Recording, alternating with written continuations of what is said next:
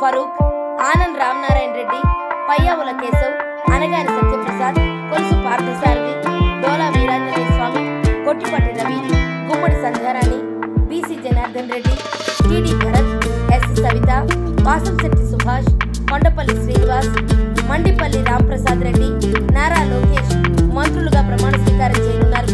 జనసేన నుంచి పవన్ కళ్యాణ్, నాదెండ్ల మనోహర్, కందుల దుర్గేష్, బీజేపీ నుంచి సత్యకుమార్ యాదవ్ మంత్రులుగా ప్రమాణ స్వీకారం చేయనున్నారు.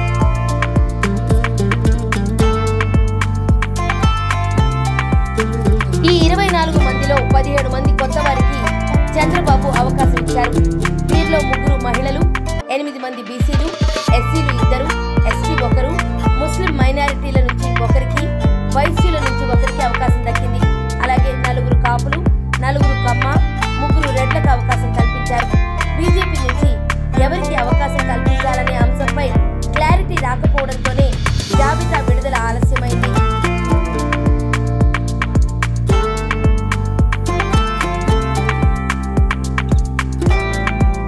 మంత్రివర్గంలో 2 మాత్రం చాలా లక్కీ అని చెప్పాలి.